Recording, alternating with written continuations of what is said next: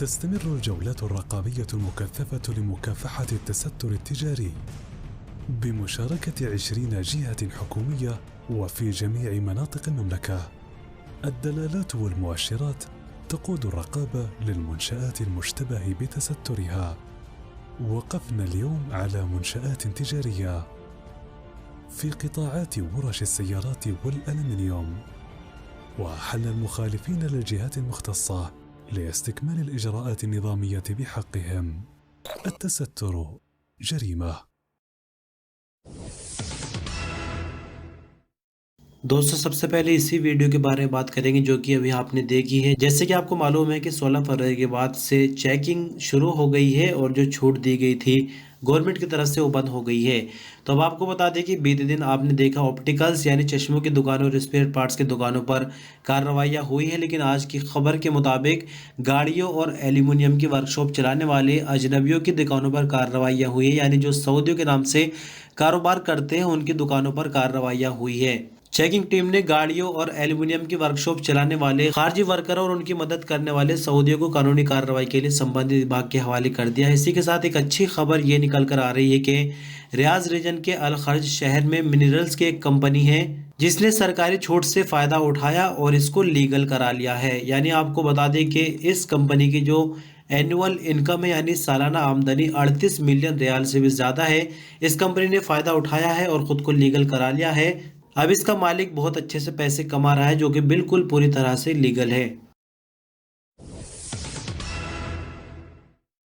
2 दिन पहले हमने एक खबर आपको बताई थी कि यूनाइटेड नेशन की जो सिक्योरिटी काउंसिल है उसमें मुद्दा उठाया गया हूथियों का, यानी यूनाइटेड अरब इमारात की तरफ से मुद्दा उठाया गया है जिसमें हूथियों को आतंकवादी संगठन घोषित करने की मांग की गई थी। तो यहाँ पर सिर्फ 3 वोट की ज़रूरत थी, लेकिन आपको बता दें कि टोटल 11 वोट पड़े हैं, जबकि इस वोटिंग के दौरान आयरलैंड, मैक्सिको, ब्राजील और नॉर्वे ने वोट नहीं दिया। लेकिन इन सब के बावजूद सऊदी अरब और यूएई की जीत हुई है और जो हूथियों का संगठन है उसको आतंकवादी घोषित कर दिया गया है इंटरनेशनली। यानी अब उन पर कानूनी कार्रवाई इंटरनेशनल कानून के मुताबिक हो सकती है।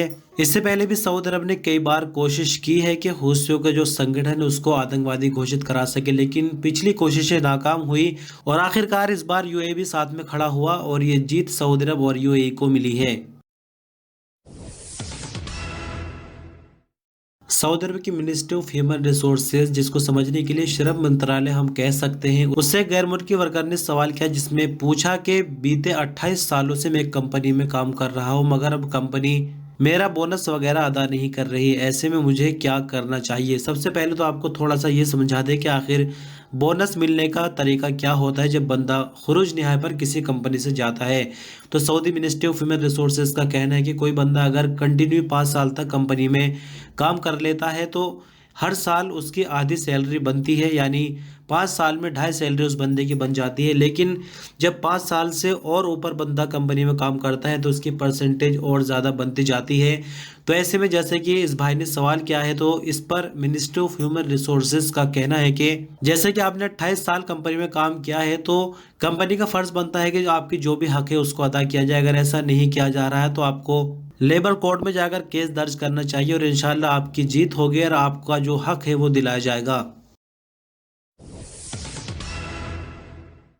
सऊदी अरब और बहरीन को जोड़ने वाले किंग फहद पुल के मैनेजमेंट ने पैसेंजर्स को बैंक कार्ड और मोबाइल के जरिए फीस अदा करने की सुविधा दे दी है।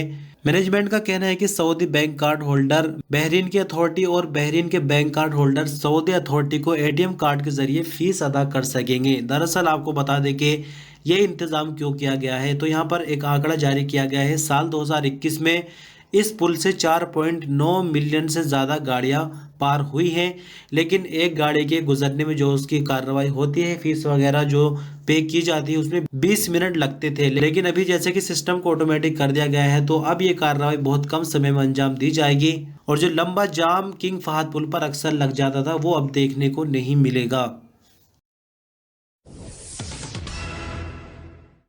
सऊदी अरब में इन दिनों जनगणना चल रही है, इस बारे में पहले भी कई बार बताया जा चुका है, लेकिन यहाँ कुछ चीज़ें ये सामने निकल कर आ रही हैं कि जो सऊदी अरब के सऊदी सिटीजन और अजनबी है, वो अपना पर्सनल डेटा शेयर करने में थोड़ी संकोच कर रहे हैं। उनको लगता है कि डेटा लेने वाला बंदा क्या होगा, कि ये सरकारी है या कोई और बहरूपिया आ गया है। तो इस पर सऊदी स्टैटिस्टिक्स अथॉरिटी का कहना है कि अगर आपको सर्वे करने वाले बंदे पर शक लगता है तो तवक्कलना एप्लीकेशन के जरिए, यानी खुद की तवक्कलना एप्लीकेशन के जरिए जो सर्वे करने वाला बंदा है उसका जो आईडी कार्ड होता है उसको स्कैन किया जा सकता है। कार्ड को स्कैन करने पर पता चल जाएगा कि ये बंदा सरकारी है या कोई और बहरूपिया पर्सनल डेटा लेने आ गया है। यहाँ आपकी जानकारी के लिए बताते हैं कि सऊदी अरब में जो अभी फर्स्ट फेज चल रहा है जनगणना के लिए, वो 3 मार्च को खत्म हो जाएगा, लेकिन जो फाइनल जनगणना होगी वो 9 मई को शुरू की जाएगी।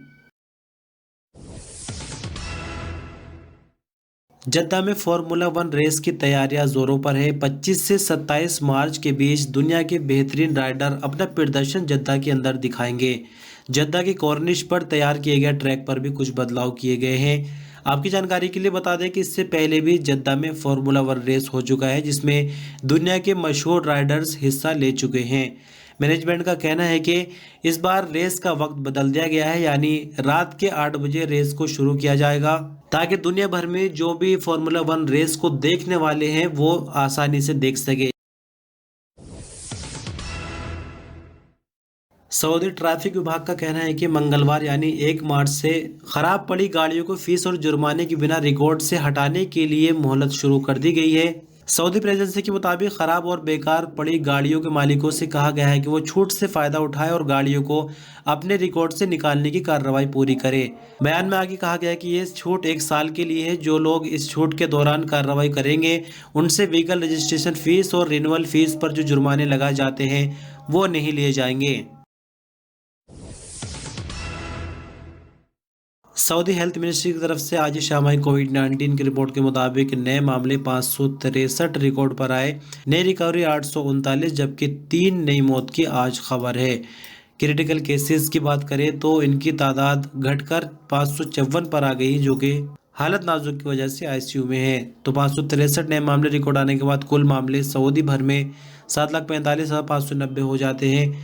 839 नई रिकवरी के बाद कुल रिकवरी 7,24,388। 3 नई मौत के बाद 9,001 कुल मरने वालों की तादाद अब तक हो जाती है। और ये आज के इस न्यूज़ बुलेटिन की आखिरी खबर है। थोड़ी सी खबर दिलचस्प है, पूरी खबर को गौर से सुनिएगा। खादिम हरमीन शरीफैन किंग सलमान बिन अब्दुल अजीज़ और क्राउन प्रिंस मोहम्मद बिन सलमान ने असीर रीजन में अपने बेटे के कातिल को माफ़ करने वाली सऊदी औरत का शुक्रिया अदा किया।